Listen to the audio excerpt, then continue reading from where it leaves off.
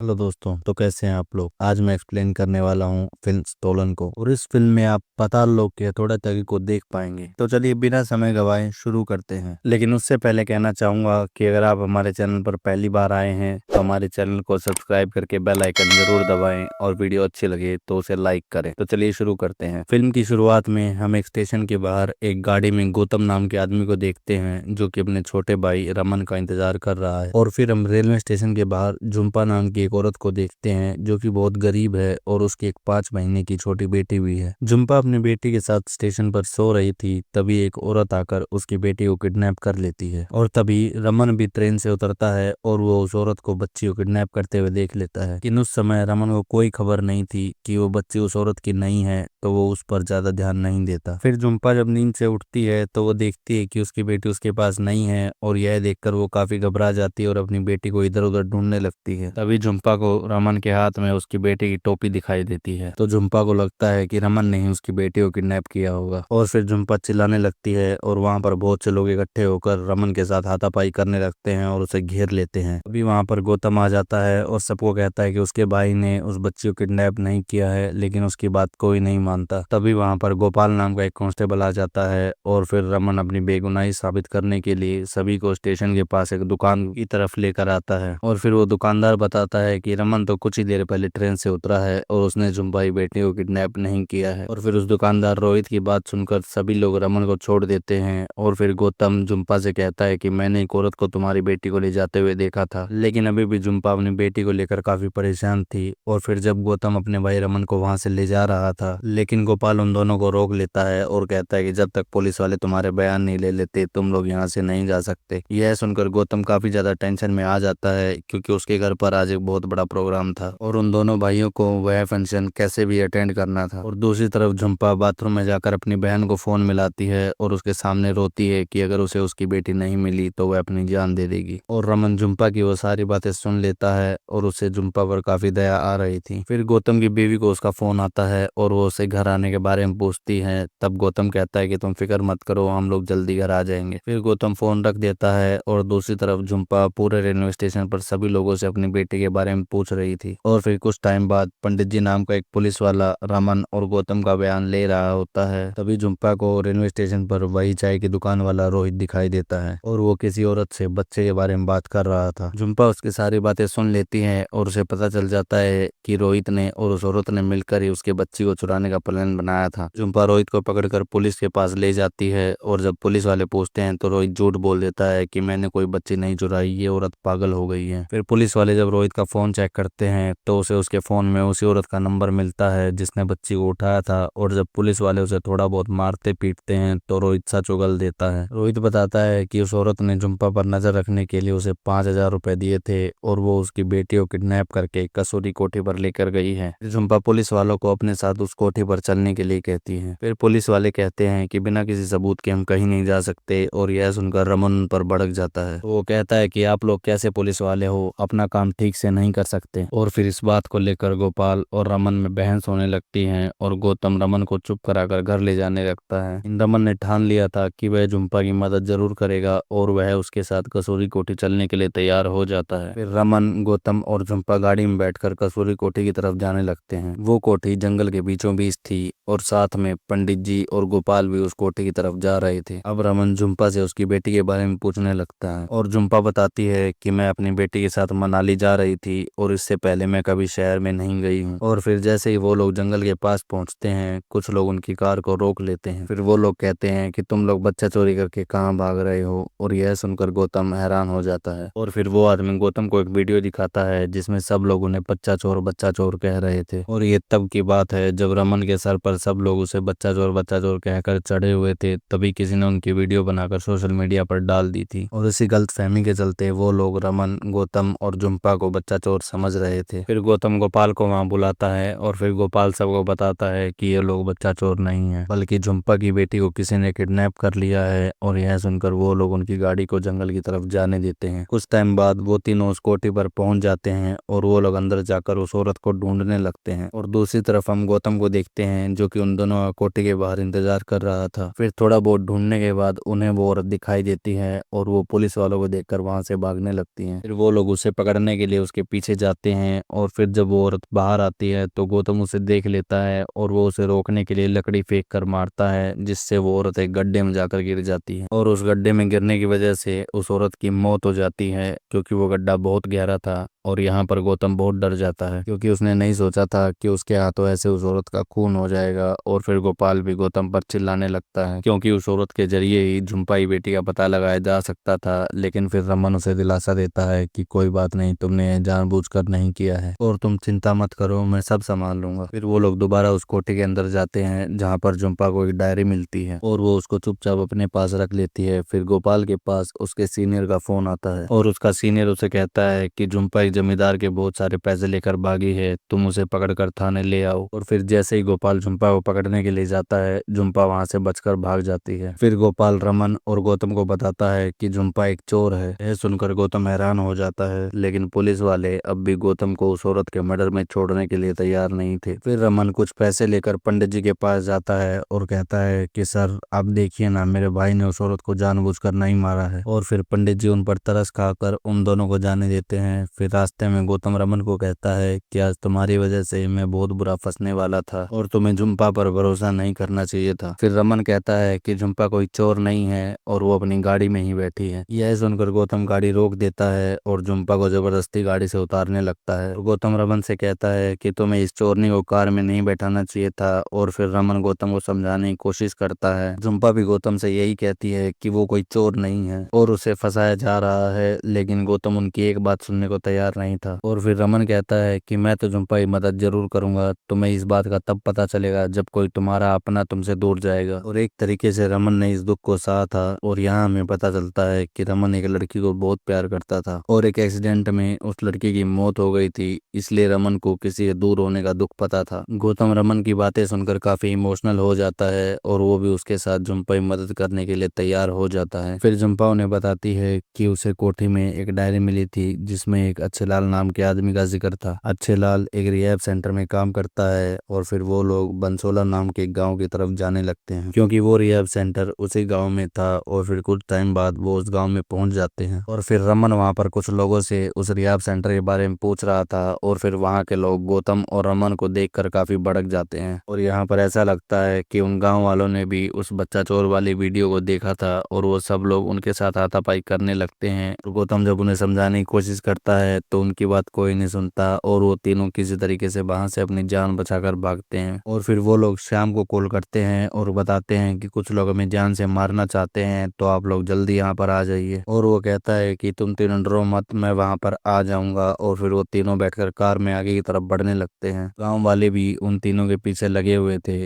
तभी रमन को झुम्पा के हाथ में बहुत सारे पैसे दिखाई देते हैं और रमन को झुम्पा के पास उसकी एक फोटो दिखती है जो कि मुंबई की होती है। यह सब देखकर रमन को झुम्पा के ऊपर शक होने लगता है क्योंकि उसने उससे कहा था कि वो तो कभी शहर के बाहर भी नहीं गई है और वो तो इतनी गरीब थी, तो उसके पास इतने सारे पैसे कहाँ से आए। और फिर गौतम और रमन झुम्पा को सारी सच्चाई बताने के लिए कहते हैं। झुम्पा कहती है कि वो सारे पैसे उसके हैं और उसने उन लोगों से कोई झूठ नहीं कहा है, लेकिन रमन और गौतम को उसकी बातों पर यकीन नहीं होता। और दूसरी तरफ गांव वाले उनको मारने के लिए उनकी गाड़ी का पीछा कर रहे थे और वो लोग गौतम की गाड़ी पर हमला भी करते हैं, जिससे रमन काफी ज्यादा घायल हो जाता है। फिर गौतम गाड़ी को तेज भगा लेता है और थोड़ी दूर चलकर कहीं सेफ जगह पर गाड़ी को रोक लेता है और वहां पर वो झुम्पा से कहता है कि तुम हमें पागल बना रही हो और वो बच्ची भी तुम्हारी नहीं है। झुम्पा अपनी बेटी की कसम खाकर बोलती है कि वो बच्ची मेरी ही है और एक माँ कभी अपनी बेटी की झूठी कसम नहीं खा सकती। और साथ में झुम्पा के आंसू भी उसकी सारी सच्चाई बयां कर रहे थे और उन दोनों को झुम्पा पर यकीन हो जाता है। तभी कुछ लोग आकर उन पर फिर से हमला कर देते हैं और गौतम और झुम्पा उन्हें मार कर भगा देते हैं। और फिर रमन की और ज्यादा हालत खराब होते देख गौतम बहुत घबरा जाता है और तभी वो गाड़ी को लेकर हॉस्पिटल की तरफ जाने लगता है और गांव के बीचों बीच उनकी गाड़ी खराब हो जाती है और उन्हें पता था कि गांव के लोग अभी भी उन्हें ढूंढ रहे हैं। तभी वो लोग उन सब से छुपकर एक बड़े से घर में जाकर छुप जाते हैं और रमन का खून लगातार बहे जा रहा था और अभी उनका उस घर से बाहर जाना खतरे से खाली नहीं था। लेकिन झुम्पा शांत नहीं बैठती क्योंकि उसे अपनी बेटी को ढूंढना था और वो यह तय करती है कि वो अभी कभी बाहर जाएगी और उस रिहाब सेंटर का पता लगाएगी। और दूसरी तरफ हम देखते हैं कि रमन की तबीयत और ज्यादा खराब हो रही थी और गौतम अपने भाई को ऐसे अपनी आंखों के सामने मरता हुआ नहीं देख सकता था, तो वो भी बाहर डॉक्टर को बुलाने के लिए चला गया। गौतम किसी तरह छुपते छुपाते डॉक्टर को ढूंढ रहा था, लेकिन तभी कुछ गांव वाले उसे पकड़ लेते हैं और उसे बुरी तरीके से मारने लगते हैं। फिर वो लोग गौतम को पूरे गांव में घसीटते हुए ले जाते हैं और गौतम चलने की हालत में भी नहीं था। फिर हम देखते हैं कि रमन के मुंह से खून निकल रहा है और वो भी वहां से बाहर निकल जाता है और पानी की तलाश करने लगता है, लेकिन रमन को कहीं पर भी पानी नसीब नहीं हो रहा था। फिर तभी वहां पर पंडित जी आ जाते हैं और वो जाकर गौतम को बचाने की कोशिश करते हैं और गांव वालों को समझाते हैं, लेकिन गांव वाले नहीं मानते और वो लोग गौतम को मारते रहते हैं। फिर पंडित जी कुछ और पुलिस वालों को बुलाते हैं और गांव वालों को शांत करने की कोशिश करते हैं। फिर पुलिस वाले उन्हें बताते हैं कि गौतम कोई बच्चा चोर नहीं है, जिससे गांव वालों को खुद की इस हरकत पर बहुत शर्म आती है कि वो लोग गलत इंसान को मार रहे थे। फिर गौतम पुलिस वालों के साथ रमन के पास जाने लगता है, लेकिन गौतम जैसे ही वहां पहुंचता है उसे वहां रमन नहीं मिलता। फिर थोड़ा और ढूंढने के बाद उन्हें रमन मिल जाता है, जो कि वहीं पर बेहोश पड़ा हुआ था। फिर पुलिस वाले रमन को हॉस्पिटल ले जाने के लिए एम्बुलेंस बुलाते हैं और दूसरी तरफ हम देखते हैं कि झुम्पा कुल्हाड़ी लेकर रिहाब सेंटर में पहुंच गई है और हर तरफ वो अच्छे लाल को पूछ रही थी। और दूसरी तरफ हम देखते हैं कि रमन को लेकर गौतम हॉस्पिटल जा रहा है। तभी गौतम जब एम्बुलेंस के ड्राइवर का नाम देखता है तो वह दंग रह जाता है, क्योंकि वो और कोई नहीं बल्कि अच्छे लाल था। लेकिन गौतम इस तरीके से रिएक्ट करता है जैसे कि उसे अच्छे लाल के बारे में कुछ भी ना पता हो। और उस तरफ रिहाब सेंटर में झुम्पा को एक औरत बताती है कि अच्छे लाल हॉस्पिटल में काम करता है और यह सुनते ही झुम्पा हॉस्पिटल की तरफ जाने लगती है, लेकिन रास्ते में ही पंडित जी झुम्पा को अरेस्ट कर लेते हैं और उस तरफ एम्बुलेंस हॉस्पिटल पहुंच जाती है। और वहां अच्छेलाल को रमन की पॉकेट से वो डायरी मिलती है जिसमें उसका नाम लिखा था। ये देखते ही अच्छेलाल घबरा जाता है और वो भागकर डॉक्यूमेंट्स वाले कमरे में चला जाता है, क्योंकि वहीं पर उसने झुम्पा की बेटी के नकली डॉक्यूमेंट्स बना रखे थे। यहाँ हमें पता चलता है कि अच्छेलाल बच्चों को किडनैप करवा के उनके फेक डॉक्यूमेंट्स बना के उन बच्चों को आगे बेच देता था। फिर गौतम हॉस्पिटल के हेड डॉक्टर के पास मदद मांगने के लिए जाता है ताकि वो अच्छेलाल को पकड़ने में उसकी मदद कर सके, लेकिन तभी गौतम को रास्ते में अच्छेलाल दिखता है जो कि झुम्पा की बेटी को किसी आदमी के पास बेच रहा था। और यहाँ हम देखते हैं कि अच्छेलाल के साथ उस हॉस्पिटल का हेड डॉक्टर भी मिला हुआ था, जिसे देखकर गौतम को बहुत गुस्सा आता है और वो जाकर अच्छेलाल को रोकने लगता है। और दूसरी तरफ हम देखते हैं कि पंडित जी झुम्पा से पूछ रहे हैं कि तुम्हारे पास इतने सारे पैसे कहाँ से आए और क्या वो बच्ची तुम्हारी है।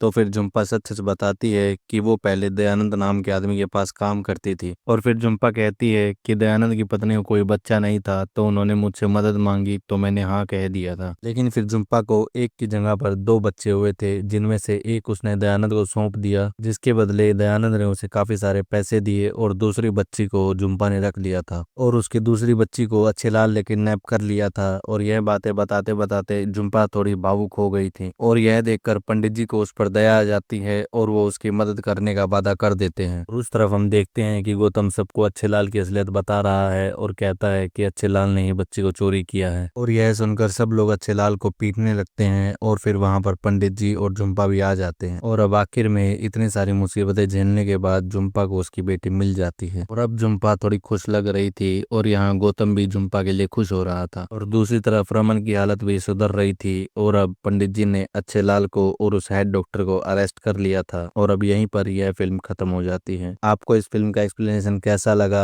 और इसका कौन सा पार्ट अच्छा लगा मुझे कमेंट करके जरूर बताएं, और वीडियो अच्छी लगे तो इसे लाइक और शेयर जरूर करें और हमारे चैनल को सब्सक्राइब करके बेल आइकन जरूर दबाएं। धन्यवाद।